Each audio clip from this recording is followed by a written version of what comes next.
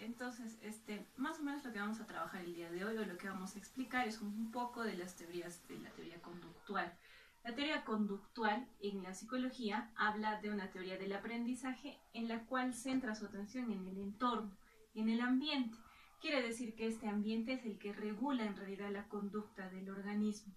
Por ejemplo, la teoría conductual tiene una premisa, digamos como una especie de fórmula. El estímulo y la respuesta. Primero se creía que el estímulo, obviamente que es el entorno, va a regular de por sí una respuesta. Luego, esta teoría, ya con los últimos aportes que se le ha hecho, se logra concebir también entre el estímulo y la respuesta al organismo, que en realidad ese organismo es el que decide la respuesta que va a dar, ¿no? Pero la teoría conductual dice, este organismo no podría decidir nada si es que no existiría este estímulo, que es el que justamente genera una conducta en él, si tampoco existiría esta respuesta que proviene del organismo. Por lo tanto, su principal idea es centrarse en este ambiente que regula el aprendizaje. En lo que es teoría del aprendizaje, por ejemplo, en la teoría conductual, se tiene tres experimentos de condicionamiento. Seguramente el condicionamiento clásico, que es el que más famoso, que fue propuesto por Ivan Pavlov. ¿Cómo conocemos el experimento de Pavlov? ¿En qué consistía? Pavlov decía de que por asociación de estímulos se podía generar la misma respuesta.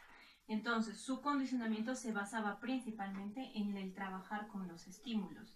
El experimento de Pavlov, ¿cómo es? Cogió a un animal, a un perro, y que le generó por un estímulo incondicionado, en este caso el alimento, una respuesta incondicionada que era la salivación. Estas dos, el estímulo incondicionado y la respuesta incondicionada, son incondicionadas porque son innatas. Nosotras venimos ya programadas con una respuesta. En el caso del animal, la comida, obviamente nadie le enseñó a salivar frente a la comida, sino fue algo instintivo, innato que él tenía. Eso era algo que Pavlov observó en el entorno. Después de haber observado eso, él se puso a pensar de que quizás podría generar la misma respuesta, pero usando otro tipo de estímulo. No uno innato, sino ahí se le apareó o lo unió junto con un estímulo que llamamos neutro. Un estímulo neutro es un estímulo vacío, el estímulo que no tiene carga. En cambio, el estímulo incondicionado sí tiene una carga para nosotros, una carga significativa, por eso es de que nos genera una respuesta. En ese estímulo neutro, que está vacío, ¿sí?, no existe carga. Por lo tanto, se genera una variación de los estímulos. Pavlov presentaba al perro la comida, pero también al mismo tiempo un sonido de campana, lo que hacía una respuesta anticipatoria en el perro. Al escuchar el sonido de la campana, después de reiteradas repeticiones, el perro comenzaba a salivar, porque entendía que después de la campana iba a venir su comida. Y ahí se produjo una primera asociación de los estímulos para generar una respuesta, la misma respuesta incondicionada.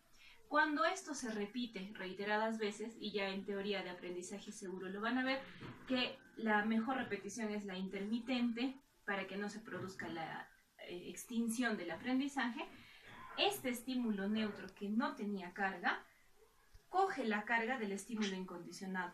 Es decir, que más adelante solo se necesitaría presentar este estímulo neutro, que es en realidad el mismo estímulo condicionado.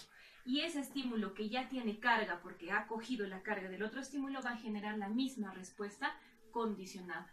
Ahora esta respuesta es la misma, es la salivación, simplemente que esta es una respuesta aprendida, por eso se le dice condicionada. Ahora, ¿qué se hace en esta muestra? El perro toca esa campana, que es el estímulo neutro, ahora es un estímulo condicionado, y el perro va a salivar. Es la respuesta que siempre ha tenido. La diferencia es que esta respuesta se dice condicionada porque ya es aprendida. Normalmente los perros no salivan frente a una campana, pero él aprendió a salivarla por asociación de estímulos. Este condicionamiento clásico, por ejemplo, se usa hasta el día de hoy. No sé si recuerdan, en vuestros colegios, por ejemplo, asociaban el sonido de la campana del timbre con la salida, con el recreo. Entonces, ¿quién les enseñó eso? Justamente fue el entorno, en este caso vuestro entorno educativo.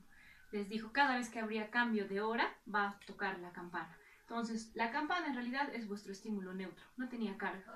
Pero vuestro estímulo incondicionado podría ser el hecho de salir al recreo, el hambre que les da el recreo, o las ganas de salir cuando se están yendo a casa. Se asocia a estos dos Y ni bien ustedes escuchan la campana, ya comienzan a alegrarse, a sentir un poco más de hambre, a querer salir del salón, a moverse, porque han asociado el sonido de esa campana con la respuesta que ustedes tienen que dar de salir, de estar más calmados, de bajar un poco el nivel de atención en el salón. Eso es un ejemplo de cómo se usa el condicionamiento clásico el día de hoy. Luego tenemos el condicionamiento instrumental. Acá tenemos dos autores, principalmente el que estamos revisando el día de hoy es Thorndike, ¿sí? ¿Qué dice Thorndike? Thorndike hizo un experimento muy parecido al de Pavlov, pero ella también usó un gato.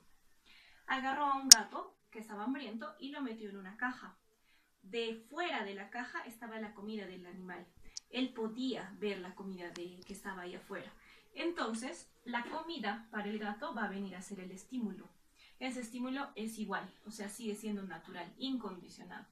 Después de que el gato vio esta comida, su instinto le llevó a querer responder hacia la comida, querer salir de la caja. Obviamente esa caja estaba diseñada para que el gato solo pudiera salir si accionaba una manija en la caja, que era una especie de polea en la cual él podía manipularla o toparla y la caja podía abrir la puerta para que el gato pudiera salir a comer la comida. El estímulo, en este caso, como estamos diciendo, es la comida. El gato, al estar cerrado, veía la comida, ensayaba diferentes tipos de respuestas para conseguir esa comida. Una respuesta, por ejemplo, que habrá podido ensayar de repente era maullar, ¿no? Los gatos por instinto maullan, rasgan.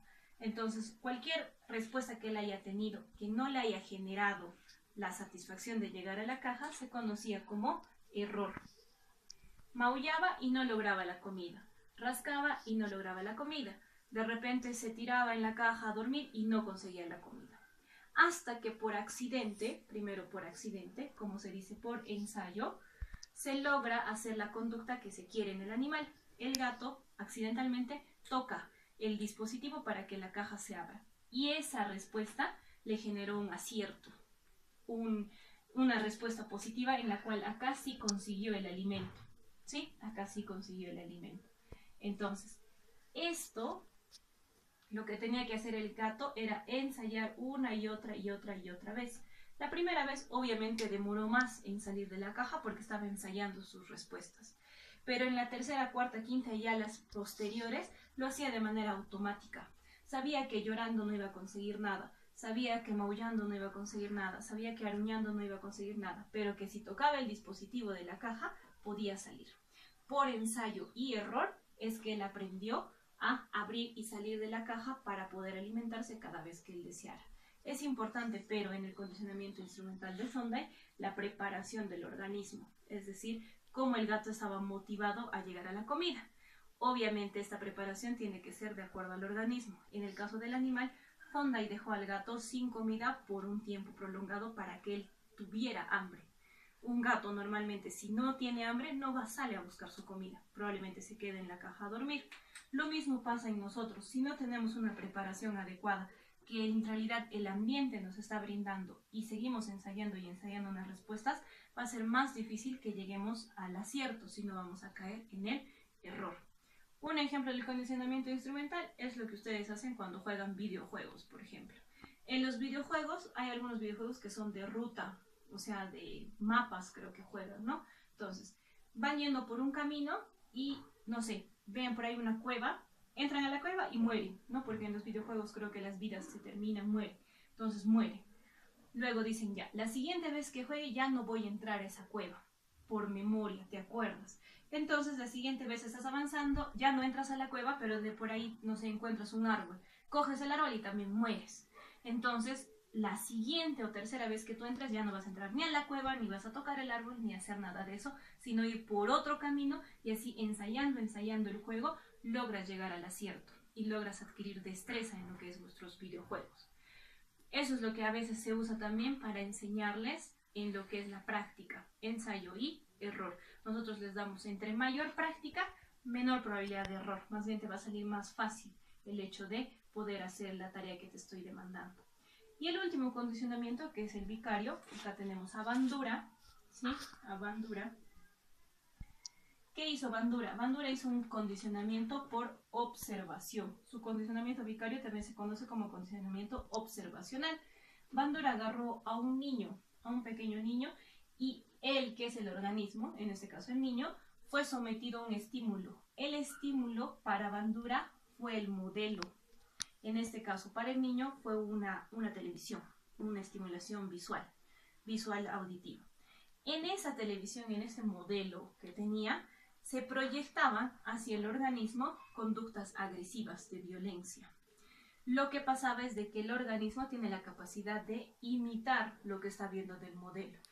Por lo tanto, el niño, entre más era sometido a este tipo de estimulación del modelo, aprendía las conductas imitativas de violencia. Después este organismo fue llevado a otro ambiente, donde estaban sus juguetes para que él pueda interaccionar. En ese ambiente lo que hizo fue repetir la conducta del modelo.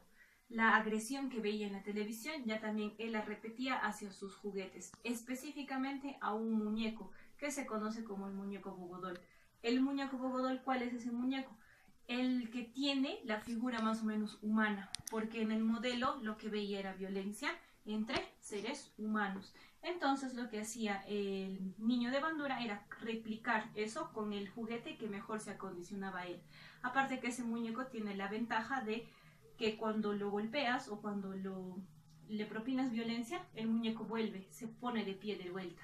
Son esos muñecos con facilidad para poder maniobrarlos, digamos, con violencia. Entonces, el niño lo que hacía era escoger de entre todos sus juguetes al que se parecía más a ese modelo, al que se parecía más a lo que él había visto.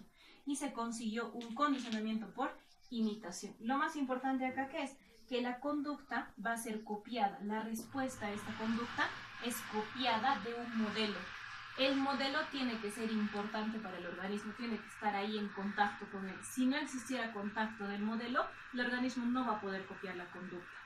Y bueno, Bandura ya formuló otras teorías sobre el modelo, si era significativo, si era real, si era icónico, etc., ¿no? Pero eso ya es cuestión de cada una de esas teorías. Los tres condicionamientos se siguen usando hasta el día de hoy. Un condicionamiento vicario por observación, por ejemplo, es lo que ustedes se contaminan a veces de ciertos comportamientos con los modelos reales que tienen. Padres imitan su comportamiento, amigos imitan algunas de sus características, de sus gustos, pareja imitan algunas hasta de sus frases, ¿no? La manera de manejarse, las costumbres las van copiando de esos modelos. Entonces, tanto el condicionamiento clásico, el instrumental y el vicario hablan de lo mismo que habla la teoría conductual. Exactamente, el ambiente es el encargado de generar una respuesta, de influir en este organismo para que este organismo pueda dar una conducta que nosotros deseamos, ya sea porque se asocian los estímulos, ya sea porque se recompensa o se ensaya con las respuestas, o ya sea porque infringe en él una influencia de modelaje. Esto se llama modelaje cuando el modelo influye en el organismo, entonces de alguna manera lo copia y puede adquirir aprendizaje por eso. Nuestro primer aprendizaje es altamente imitativo, incluso el lenguaje se genera por imitación fonológica, nada más, ¿no? Después ya se asocia, se entiende que esta palabra significa ciertas cosas, pero al principio solo se hace por imitación. Y esa sería la teoría conductual que estamos trabajando el día de hoy.